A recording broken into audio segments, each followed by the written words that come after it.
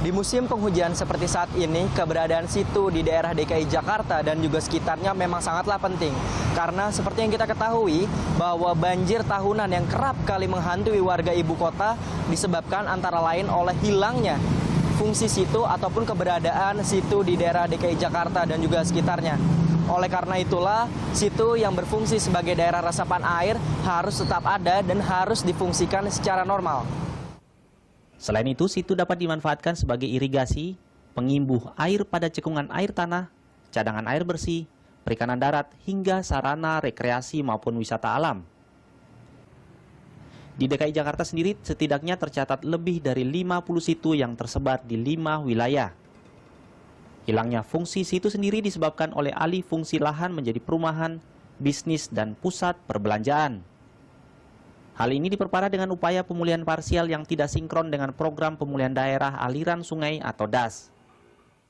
Oleh karena itulah, pemerintah Provinsi DKI Jakarta harus lebih memperhatikan lagi keberadaan dan juga fungsi situ yang berada di daerah DKI Jakarta dan juga sekitarnya. Karena dengan lebih memperhatikan fungsi situ dan juga keberadaan situ, maka banjir tahunan yang kerap kali menghantui warga ibu kota bisa ditanggulangi. Gali Gerali Primayana, Dwi Nanto, Berita 1 Jakarta. Dan untuk membahas masalah ini di studio telah hadir Direktur Penata Gunaan Sumber Daya Air Kementerian Pekerjaan Umum Ari Setiadi. Selamat siang Pak Ari. Selamat siang Mbak. Pak Ari, ini kalau kita bicara situ nih, data yang saya punya ya tahun 2007 itu dari 204 situ yang ada tinggal 180. Nah sekarang udah 7 tahun kemudian, 2014. Kondisinya sekarang seperti apa sih Pak dari catatan Bapak? Jumlahnya tetap Mbak, jadi sekarang masih di Jabodetabek ya, kita punya 183 situ Mbak. Kondisinya ada yang baik, yang sebagian besar dipenuhi oleh sedimen, sebagian tadi dikatakan quote-unquote diserobot oleh masyarakat, tanah timbulnya, itu yang kita hadapi dan kita akan merestorasi lagi situ-situ yang ada tersebut. Nah kalau untuk pengoptimalan situ ini sebetulnya tanggung jawabnya siapa Pak? Apakah ini memang dari Kementerian PU atau dari Pemda DKI Jakarta? Gini Mbak, jadi intinya sih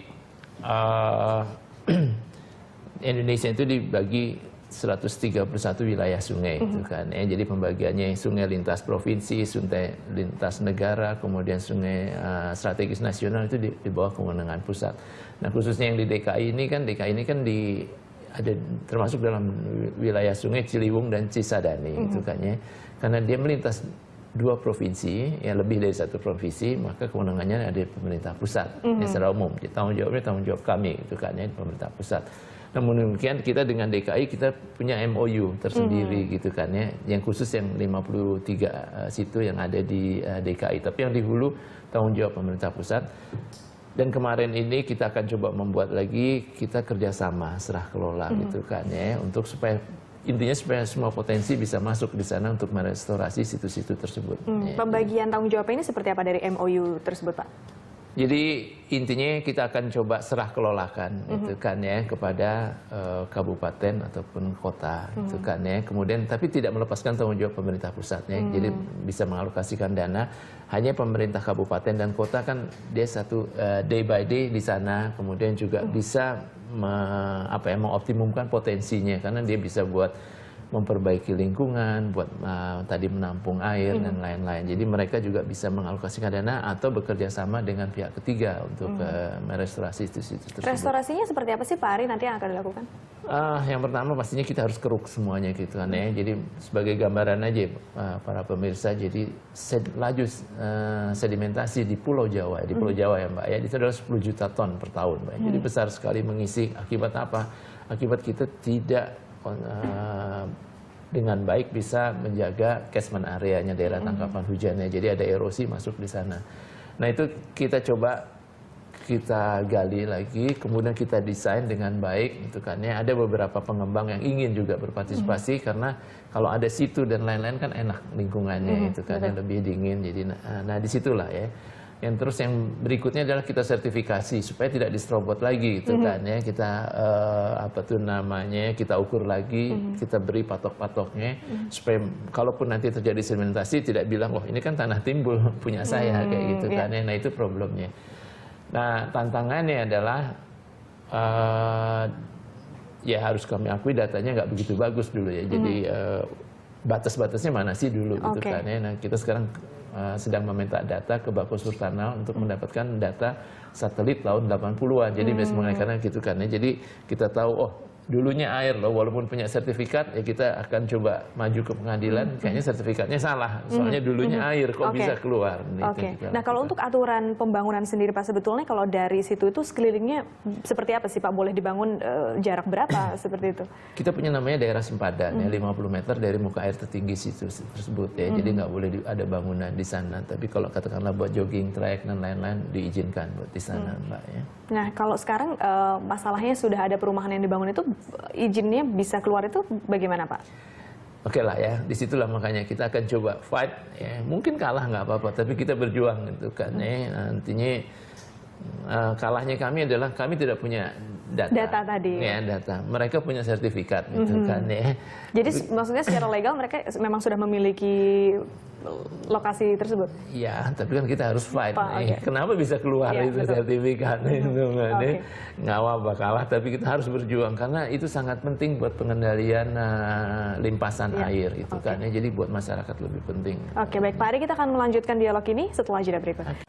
Ya, Anda masih bersama Jurnal Siang pemirsa untuk dialog ini. Sekarang kita sudah ditemani lagi dengan Mukri Friyatna, manajer penanganan bencana dari Walhi ya, Mas Mukri. Mas Mukri, ini kalau dari Walhi sendiri punya catatan tidak sih kondisi situ saat ini di Jakarta?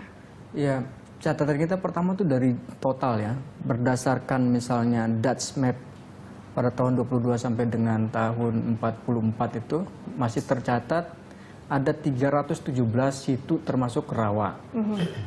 Itu yang ada di Indonesia, dan kemudian data tersebut dioverlay ke peta pada tahun 99, kemudian jadinya 2000, ternyata tinggal 174. Nah, Tadi ini 183, 174. 174. Nah, kemudian yang dari 174 ini pun sekarang tinggal berkurang lagi. Situnya hanya ada 114, dan dari 114 itu tinggal 68 kalau tidak salah. 68 yang Iya, berfungsi secara yang optimal. berfungsi, begitu? iya. Oke, nah ini bisa sampai berkurang segitu drastisnya, apa biasanya penyebabnya? Ya, Mas kalau Mukri? kami sih bahasanya perampogan yang dibela juga gitu ya. Perampogan ya saya nggak tutupin lah, memang ada juga warga yang nakal. Tapi yang paling banyak itu justru perumahan pengembang-pengembang ini. Mulai dari Bekasi, kemudian Depok, Tangerang, bahkan dihilangkan sama sekali. Tidak ditinggalkan jejak 1 meter sekalipun. Nah, ini yang makanya kita sebut perampokan. Nah, masalah perampokan ini bisa sampai terjadi menurut pandangan Mas Mukri? Kok Iya, bisa sampai kalau seperti sudah urusannya tanah, berarti kan ke BPN. Nah, kenapa disertifikasi yang namanya situ kecuali buatan? Itu kan situ alamnya, berarti punya negara. Nah, mustahil kalau mereka tidak tahu kan begitu. Kalau urusannya air, betul lah PO ini kan urusannya. Tapi kalau sudah menyangkut surat menyurat tanahnya itu urusan dari Kementerian Pertanahan atau BPN. Nah, Pak Ari, ini kan sepertinya sudah mengakar gitu masalahnya, buktinya bisa sampai segitu banyak situ yang hilang untuk pembangunan perumahan. Bagaimana nanti mungkin taktiknya dari PU untuk melawan ini semua gimana, Pak Ari? Itu Mbak, makanya kita akan menggunakan data satelit itu kan ya, karena tadi Mas Priyatna juga katakan bahwa BPN sudah mengeluarkan sertifikat. Oke, kita punya kelemahan, kita tidak punya datanya kan sertifikatnya, tapi kita akan menggunakan citra satelit, kita bisa lihat bahwa pada kondisi itu air, kenapa air itu nggak boleh disertifikat gitu ya, kenapa kok bisa keluar ya, kita fight gitu kan ya buat di sana, dan kita akan mengalokasikan resources yang cukup untuk fight mengenai hal tersebut. Kita harus ambil lagi gitu kan semuanya. Kenapa kami sangat concern mengenai ini, Mbak? Jadi katakanlah buat di Das Ciliwung saja gitu kan ya, di Das Ciliwung, bahwa kami prediksi ya di tahun 2030 tuh karena kehilangan situ, karena perubahan tata guna lahan, debit banjir dengan kala ulang 50 tahunnya akan naik menjadi dari 480 tahun 2010 menjadi 720. Dan sungai kita tidak akan mampu. Artinya kalau kita business as usual, ya udah deh kalah diam kayak gitu kan. Ini banjir nggak akan selesai-selesai, Mbak. Artinya kita harus merestorasi situ-situ lagi, membangun sumur resapan semuanya, karena sungainya itu harus hanya mampu 480 buat kalau ulang 50 tahunan. Ya berarti yang 240 itu harus kita tahan di situ, di perumahan, di semuanya gitu kan ya. Jadi kita harus mulai dari skala, nggak bisa. Nah, Mas Mukri, kalau dari Walhi sendiri begitu, masukannya seperti apa? Koordinasi seperti apa sih yang bisa dilakukan PU misalkan sama Pemda DKI untuk mempercepat restorasi ini? Nah, ini kan sebetulnya memang problem kebijakan ini menjadi hal yang baru kesadar ya. Contohnya misalnya di Undang-Undang Nomor 7 Tahun 2004 tentang pengelolaan sumber daya air, bahwa setiap sungai yang melintas hulu hilir itu menjadi kewenangannya pemerintah pusat, dalam hal ini Kementerian PU. Mereka, misalnya Kementerian PU berniat, contoh di Jakarta nih, mau menyerahkan, tetapi terhalang oleh ini, oleh peraturan ini, undang-undang. Makanya harus ada terobosan baru. Nah, misalnya tempo hari kalau tidak salah Februari Pak ya, tahun 2010 sudah bermufakat nih 7 pemerintah daerah, mulai dari Tangerang, Bogor, dan Bekasi, untuk bagaimana kemudian mengelola ini. Tapi ada satu soal itu tadi terkait dengan kebijakannya. Nah, tinggal yang harusnya diperjelas ini sekarang karena mandatnya adalah ke Kementerian PU. Kira-kira kalau dia ngelola danau pada bagian mananya, kan begitu. Kalau sungai pada bagian mana, sehingga Pemda Jakarta tidak salah, kemudian Kementerian PU pun tidak merasai di langkai, kira-kira begitu. Dan dia juga sudah memberikan sebagian apa yang sepatutnya diberikan. Oke, nah kalau kita bicara mengenai masyarakat yang bandel begitu ya, bukan developer, ini biasanya seperti apa? Mungkin lebih rumit ya, karena mereka sudah tinggal di situ lebih lama dan mungkin sudah banyak sekali orang yang tinggal di daerah seperti itu, Mas Mukri. Ya, jadi setiap warga itu kan punya tipikal ya. Kalau mau dia tipikalnya berdasarkan kesukuan, mau berdasarkan pekerjaan. Kalau misalnya nelayan, dia cenderung jauh lebih keras dibandingkan dengan warga petani gitu ya. Nah, kalau kemudian suku-suku di Jawa kan lebih enak ngobrolnya dibanding dengan Sumatera walaupun dia Melayu. Oke. Nah, pendekatan apa? Kalau bahasa-bahasa ini ada rekayasa sosial gitu ya. Bagaimana memastikan mereka bahwa pertama ini tidak kita dalam konteks hukum dulu, karena kalau misalnya konteks hukum mereka tinggal pasti salah. Tapi kan sebetulnya bagaimana mendepankan mereka yang punya hak selaku warga negara, tetapi tidak kemudian merugikan juga kepentingan umum. Nah, kalau misalnya situ tadi ternyata mereka sudah berKTP Jakarta, apakah mau direlokasi? Kalau ternyata pindah, itu memang yang diharapkan oleh kita. Tetapi jangan salah juga, kemudian kalau dia di rumah susun, kalau sekarang kan ini ada nih satu yang lupa nih Pak. Rumah susun itu seperti contoh yang di Kampung Melemo dipindah, itu kan proses pembagian rumahnya itu diundi. Dia nggak diprioritaskan bagaimana yang jompo itu harus di bawah, kira-kira gitu. Nah, ini bisa masalah nanti kayak pernah contoh di di Amrik yang dulu jadiin sarang narkoba kampungnya tinju apa Metesan itu. Ya. Jadi masalahnya juga walaupun akan dipindahkan, banyak hal yang harus dipertimbangkan begitu ya. Mulai dari teknis sampai dengan ke kebijakannya. Tapi harus dimulai. Kalau misalnya nunggu nanti, karena sekarang sudah terbantahkan. Orang tempo hari Jakarta menyebut banjir 5 tahunan. Ayo sekarang hujan sebentar banjir. Iya, betul. Nah, lagi tahunan. Lagi tahunan. Oke, Pak Ari, ini gimana? Sudah ada pendekatan belum sih kalau untuk ke masyarakat sendiri? Oh iya Mbak, jadi air itu kan milik semua orang gitu kan ya. Artinya untuk mengelola itu kita harus bersama-sama gitu kan ya. Artinya untuk meningkatkan kepedulian. Nah, mulai tahun kemarin ya, kita memberikan penghargaan kepada masyarakat peduli sungai itu kan ya, buat itu kan. Kita mulai sebagai contoh ya, di Jakarta ini ada lebih kurang 50 kelompok masyarakat peduli sungai. Ya, jadi mereka kita galakkan karena pendekatan dari kemasyarakatan itu kan, ataupun hukuman sosial itu kan lebih lebih manjur ya daripada pemerintah. Itu yang pertama Mbak. Kemudian di dalam pengelolaan wilayah sungai pun kita menggunakan TKPS-nya, Tim Koordinasi Pengelolaan Sumber Daya Air, di mana anggotanya 50% mewakili pemerintah, 50% mewakili non pemerintah. Jadi kita duduk bersama gitu kan ya. Tadi yang disampaikan oleh Mas Priyatna kaitannya juga dengan Rusunawa dan lain-lain, kita perbaiki semuanya. Jadi sekarang kan kita nggak hanya, dulu kan Rusunawa 14 lantai, kita sekarang sudah lebih tinggi lagi karena susahnya kita mencari lahan itu. Ada lift, jadi di lantai manapun gitu kan ya kita bisa. Nah, justru yang di lantai bawah kita gunakan untuk komersial, untuk membiayai operasional dari lift tersebut. Jadi konsepnya lebih agak berbeda, sehingga penduduk kalau dipindahkan terlalu jauh kan bermasalah. Dia dekat tapi jumlahnya makin banyak. Nah, kita mulai satu persatu nih buat kesananya. Pak Ari, ini selain restorasi mungkin nggak akan dibuat situ buatan? Kan yang udah hilang nih Pak, dibikin lagi yang baru. gini, memang ada sekarangnya building with nature, tapi di sini jadi masih ada conflicting gitu kan. Sebagai contoh, ruang terbuka hijau, ruang terbuka biru itu kalau buat dapatkan kota yang nyaman adalah minimum 10% ya. Kemudian kita juga perlu pompa retensi. Jadi banjir ya perlu kita ketahui bersama bukan hanya karena curah hujannya yang lebih tinggi, tapi tanah DKI memang sekarang turun terus, maka kita punya problem itu kan ya. Makanya kita coba menggagas lagi gitu kan ya. Tapi ini program 20 tahun ke depan karena di dalam Undang-Undang 7 gitu kan ya, kita harus membuat namanya pola atau strategic plan dan implementation plan, dan kurun waktunya itu 20 tahun.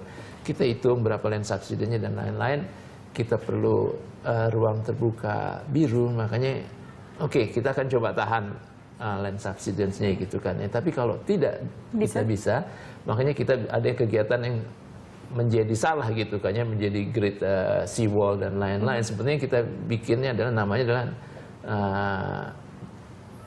National Capital Integrated Coastal Development. Intinya adalah sebetulnya memperbaiki kondisi lingkungan. Jadi sekarang ada namanya yang saya katakan tadi adalah building with nature gitu kan ya. Jadi kita membangun air di laut atau membangun daratan di laut dan memanfaatkan sebagiannya untuk tampungannya. Tapi ini kontroversinya masih banyak, Mbak, yang harus kita Baik, Pak Ari dan Mas Mukri, kita akan melanjutkan ini setelah jeda. Ya, dan masih bersama Dialog Jurnal Siang, pemirsa, kami akan melanjutkan dialog seputar situ di Jakarta.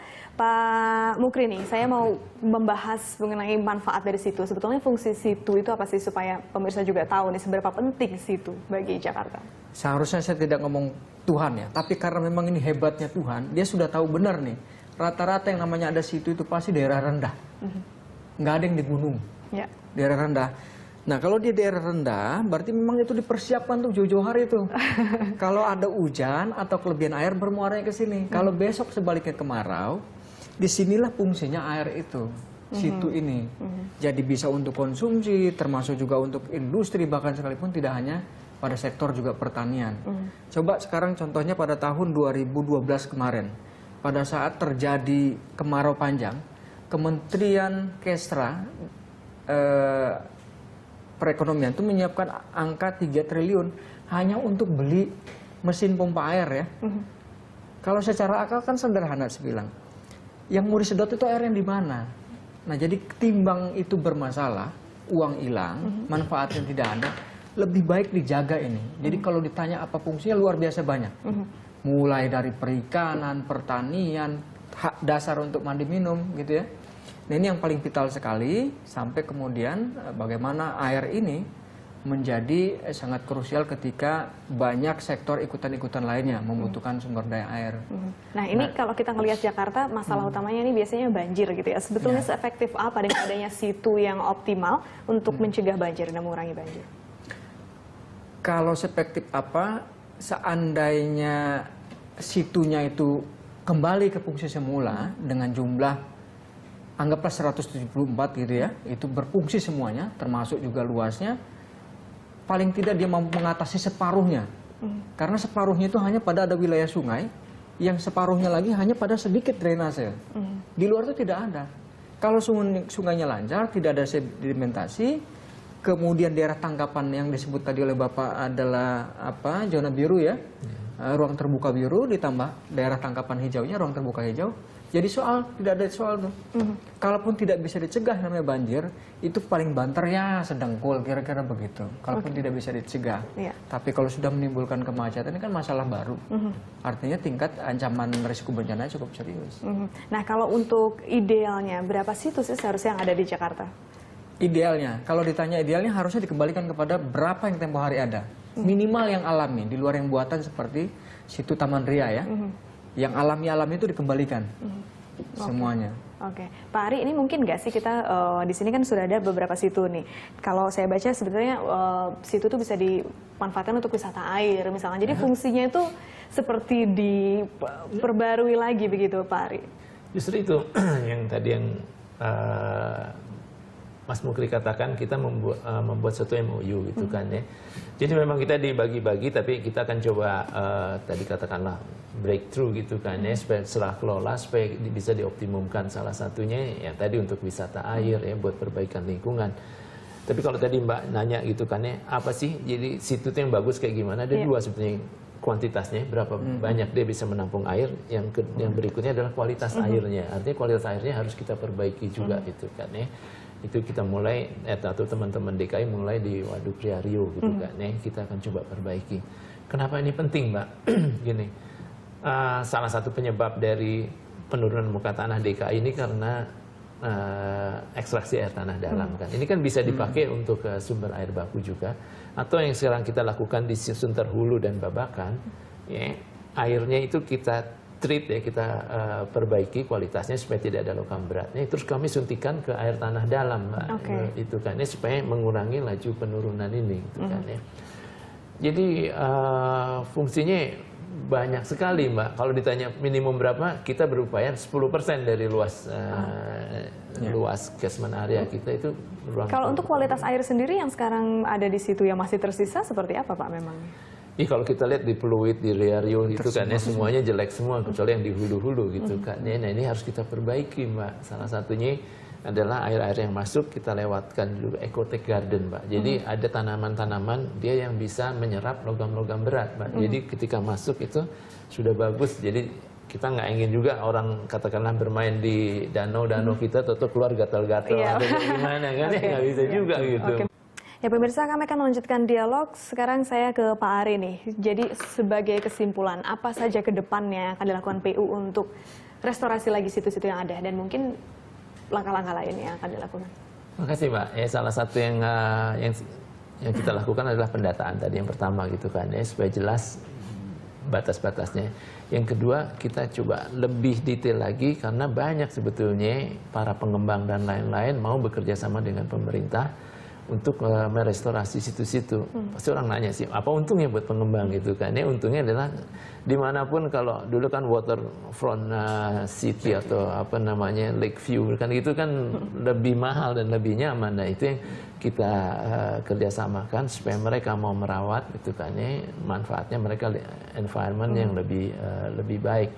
Kemudian kita akan memperbanyak juga masyarakat peduli air. Dan berikutnya adalah pendekatan, artinya kalau PU itu kan selalu kelihatannya kaku dan lain-lain gitu kan. Nah kita bikin untuk merestorasi itu menjadi lebih ramah lingkungan dan desainnya mungkin lebih mahal sedikit, tapi akan lebih dicintai. Itu yang akan kita lakukan. Oke, kalau dari Pak Mukri masukannya untuk pemerintah pusat seperti apa? Ya, sebaiknya ya segeralah bertindak. Jadi kalau misalnya harus dia melakukan pemulihan terhadap kawasan ekosistem semua situ, berapa dipastikan tahun ini bisa terkejar target gitu ya. Umpama ada 174, kita pastikan pada tahun 2015 selesai 74. Jadi enak. Kalau luasnya dari 1000 hektar tinggal 500 hektar, berapa bisa ditambah? Sehingga ketika misalnya ada hambatan, inilah peran serta masyarakat diminta untuk dukungannya. Contohnya dari Walhi. Tolong Walhi, kami berhadapan nih, sedang gugat-menggugat, tapi kami kalah. Maju dong sebagai penggugat intervensi kan begitu. Misalnya kalau dalam konteks hukum. Tapi selagi masih kita bermufakat selaku bangsa yang berbudaya Pancasila, kenapa harus menggunakan proses hukum? Itu kan jalan pilihan terakhir. Oke, baik. Pak, berarti Walhi mau minta diajakin Pak Ari. Terima kasih sekali. Oke, baik. Terima kasih Pak Ari dan juga Pak Murki sudah hadir di Jurnal Siang.